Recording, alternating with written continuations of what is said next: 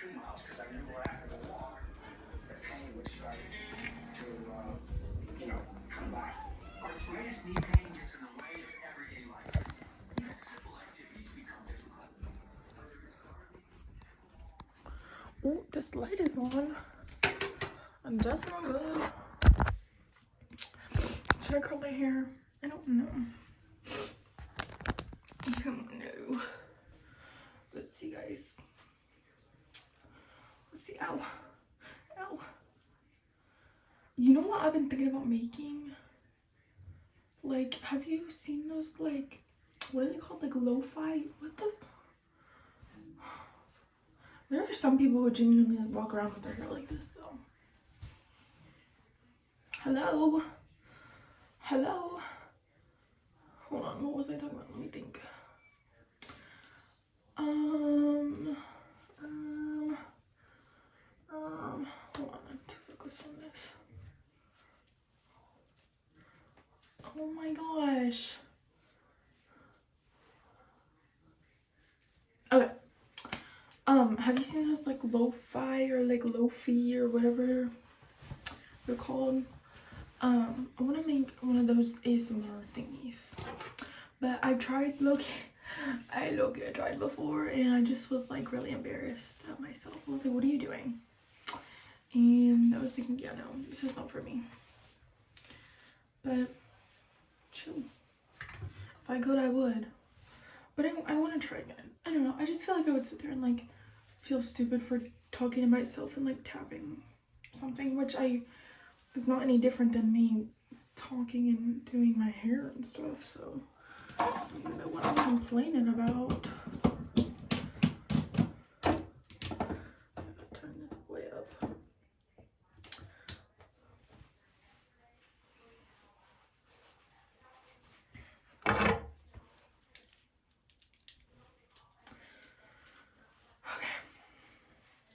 I'm gonna run out of things to say and it gets really boring and I don't want you to have to sit here and watch it. Even though I kind of know you will, but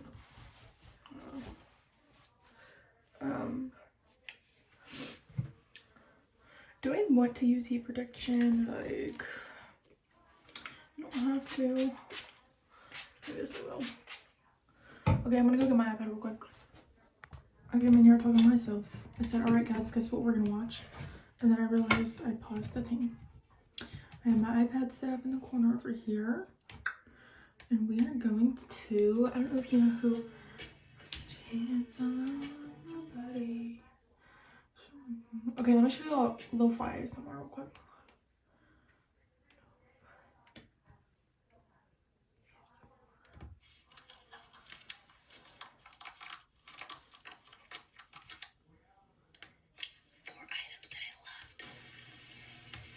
Give me something good, boy. Oh, I think I followed one. Hold me tight, to me. There she is. Okay, look. See, she's just like in her car. I don't know. You probably know what I'm talking about. You're not like a baby on the internet or something. Okay, whew. Hold on, I'll better, let's go. Okay, hold on, let me find this girl. I'm gonna touch her. I'll look her up. I can see my thing. Wait, oh my gosh. What the freaky? Where is she? I just saw her. Oh, there she is. Let's go. I knew from the first moment I saw him that he would ruin my life. 56 days, that's what it took. 56 days for a romantic kind of love to spiral into something far more sinister. There's a reason as to why when a crime takes place, they always look at the husband, at the boyfriend, at the ex, and when a relationship is all consuming, especially when the love story is a whirlwind romance with an undeniable immediate connection, things can get very messy very quickly. But then 56 days later, homicide detectives are knocking on his door.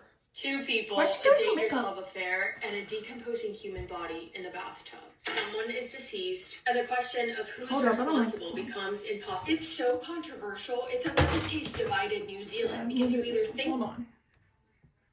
Why is she so loud? Well, I did that.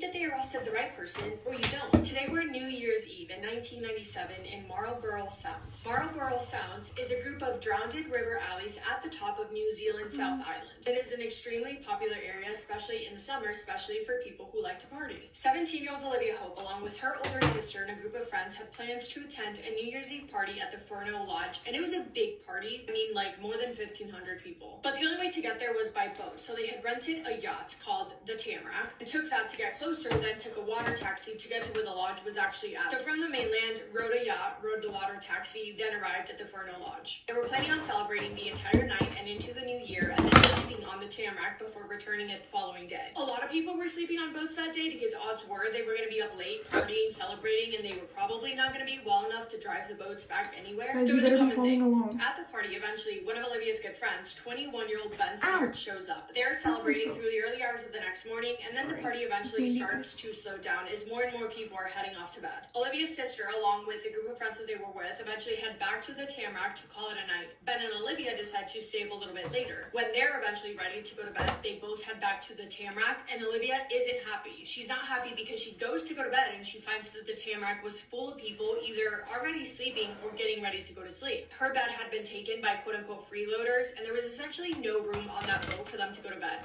Annoying, but not the end of the world. So her and Ben now need to find somewhere else to stay. So from the Tamarack, they hop in a water taxi with intentions to go back to the mainland to figure out where they were going to go to sleep. The driver was a guy called Guy Wallace, and on the water taxi was obviously Ben and Olivia, another couple, and an unidentified man who is very often referred to as the mystery man in this case. Olivia and Ben, I assume, are talking out loud about the situation, talking about how they have nowhere to sleep, when this mystery man goes, "Oh, I'm headed back to my boat now to go to sleep. I have extra room. You guys are welcome to stay with me." Olivia and Ben probably knew that accepting a random man's invite to go and sleep on their boat probably wasn't the smartest idea, but what choice did they have really? It was well into New Year's Day now. They just wanted to go to sleep. They had each other, and I assumed that the guy looked normal enough, so they say yes. Guy Wallace, the guy driving the water taxi, checks with Olivia and Ben, kind of just saying, "Are you sure? Are you guys good?" And Olivia and Ben say, "Yeah, all good." So Guy drops off Olivia and Ben and the mystery man at the mystery man's boat. What Guy later described to be a 12-meter wooden two-masted kench painted white with a blue stripe and 2 portholes. As Guy Wallace dropped them off, Olivia said Happy New Year to him, and then he drove off. Tragically, that was the last time 17-year-old Olivia Hope and 21-year-old Ben Smart would ever be seen again. The following morning, Olivia's sister wakes up at the Tamarack, and Olivia isn't there, but she really wasn't expecting her to be there because she knew that her and Ben had gone off to find somewhere else to sleep. Naturally, she assumed that Olivia would show up at some point the following morning, but as more and more time passes and Olivia and Ben are nowhere to be found, she does start questioning where they could have gone, but she still assumes and hopes that she's just sleeping off a long night since they were up really, really late. Olivia's sister returns to the rented Tamarack, goes back to the shore, and then eventually goes back to their family house. At the same time, Ben's parents over at his house are realizing that Ben never made it home either. Both families begin asking around, talking to people, reaching out to other friends. People who they knew were also at the party, seeing if anyone had any clue where the two of them went off to, but no one does. By January 2nd, both Ben Smart and Olivia Hope are officially reported missing people. The investigation began by gathering more information from witnesses, from people who were also at the party, and searching the surrounding areas for them. But by January 5th, what started off as a missing persons investigation turned into a possible homicide investigation. The investigators named it Operation TAM, short for Tamarack, and they continue talking to possible witnesses while searching all nearby bodies of water. They're not only looking for Olivia and Ben, but they're also looking for any of their belongings, their clothing, anything at all really that would point them toward the right direction. And one of the most important witnesses, if not the most important, was Guy Wallace, the guy who was driving the water taxi who dropped Olivia and Ben off at the mystery man's boat with the mystery man. Realizing that he was likely one of the last people to see Olivia and Ben alive, what he had to say was really important. They find him, they talk to him, and they learn that there were 3 other people on the taxi that night, the couple, and then said mystery man. And when he's talking to authorities, Guy tells them that Olivia and Ben accepted this invite to sleep on this mystery man's boat. He gives them the description of the boat that I told you earlier, and also describes what the man looked like, a 30 to 32-year-old man around 5'9" in height who had long, unkept, scruffy dark hair with some beard growth. He described him to be quiet. Oh, look at him. No, thank you. What's the opposite of well-groomed? I don't know. Whatever the opposite of well-groomed is, that. Like a little bit dirty and messy. Very quickly, Detective Inspector Rob Pope turns all of his attention to a man by the name of Scott Watson. 26-year-old Scott Watson. Scott was at the lodge party the night of Ben and Olivia's disappearance, and a lot of people remember him because he was acting quite obnoxious. He was loud, he was belligerent, he was rude. He made rude comments to a lot of people that night, but definitely his comments were more targeted towards women. He was also chirping women because I guess he was trying to be like flirty, but he was being flat out disrespectful, trying to put his hands on them. I'm sure you can kind of picture the type of guy that I'm talking about in your head. Like the kind of guy who just behaves messy. He doesn't sound pleasant to be around. He was also the guy that never wanted the party to end. So that night, after everyone dispersed, kind of going their own way off to bed, Scott kept trying to find people to keep the party going with him. He also had a lengthy criminal record with 48 past convictions on his record. A pretty hefty amount. Understandably so, when Detective Pope learns about the Scott Watson guy, he zeroes in on him and he begins feeling very, very confident that he's on the right track. There are some issues though, so let's talk about those. For starters, the description that Guy Wallace gave of this mystery man and of the mystery man's boat does not match up with Scott and his boat. Guy Wallace, along with the two other people who were on the boat with Olivia and Ben and with the mystery man, described the man to have long, scruffy, unkept hair and a little bit of facial scruff going on, like facial hair. And this picture is from New Year's Eve, and Scott Watson, one, doesn't have long hair, he doesn't have facial hair at all, and he doesn't really look like someone you would describe to be messy and scruffy. Guy Wallace and one other witness described the man's boat to have two sails, not one. Scott's boat had one.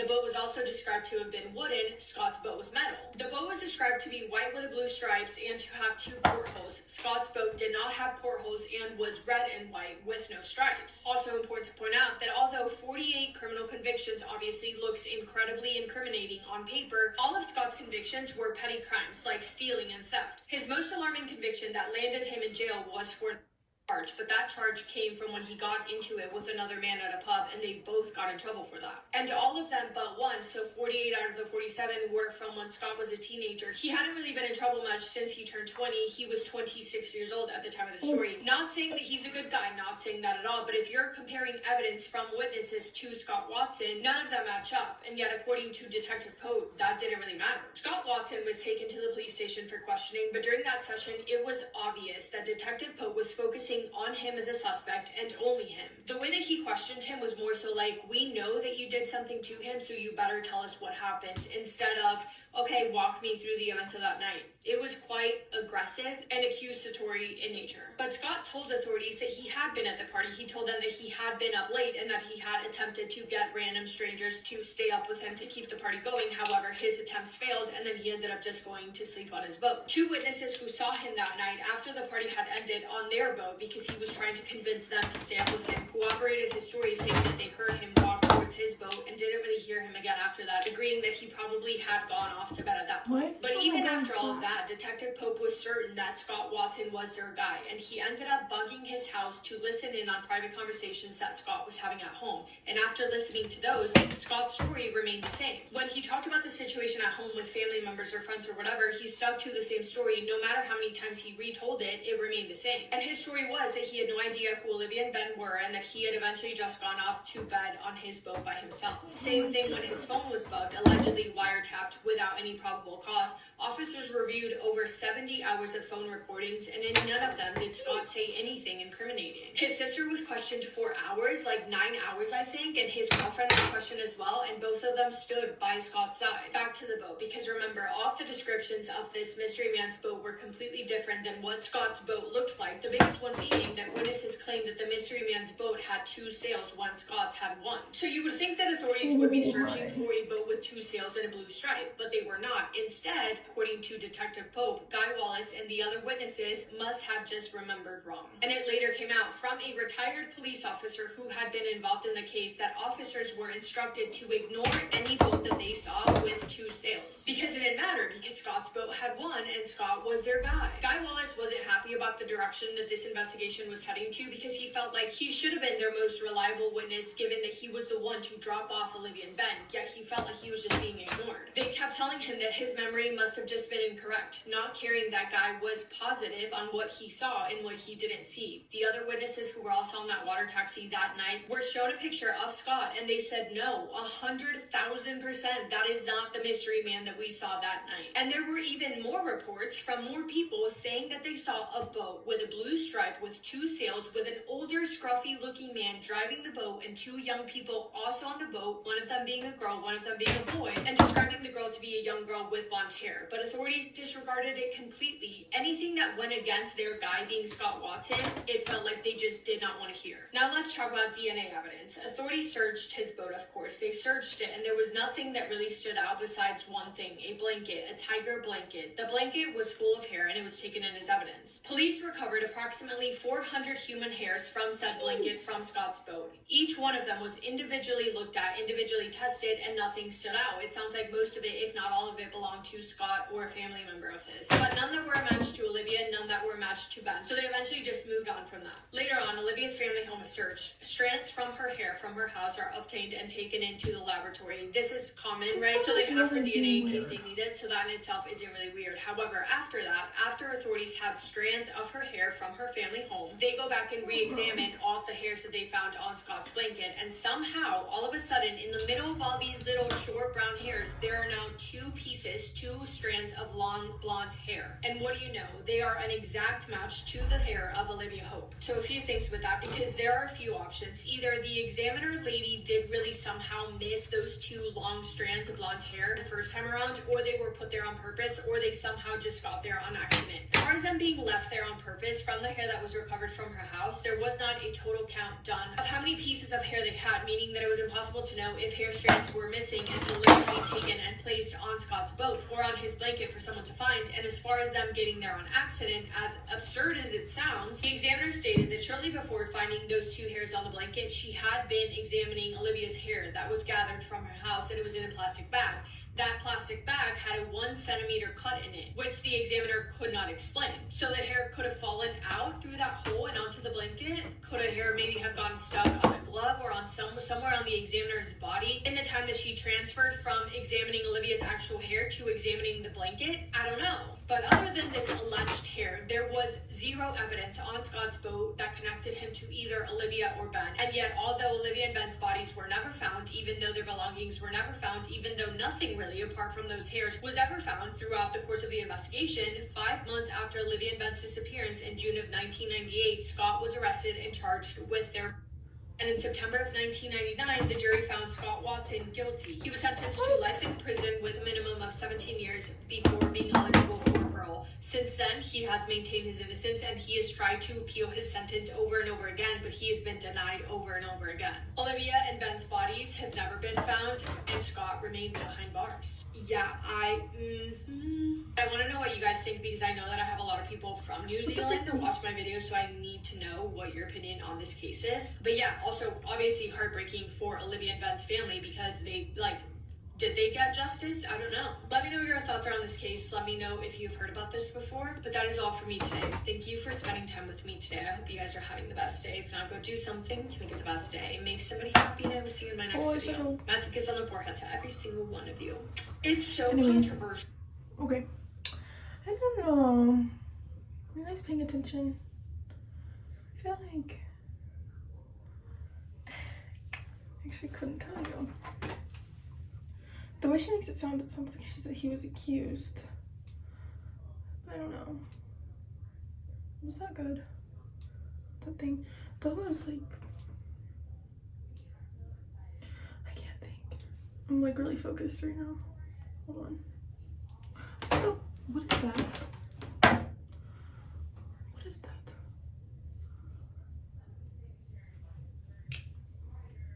There we go. Maybe I shouldn't have curled my hair. I'm not in the mood for it. Anyways, let's do another one.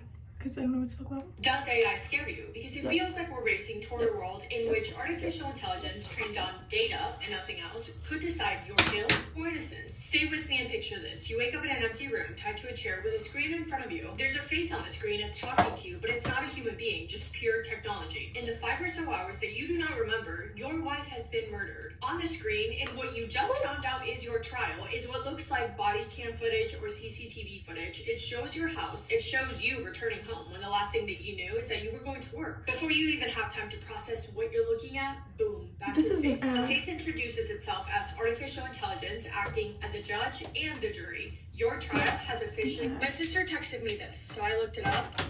I'm sick to my stomach.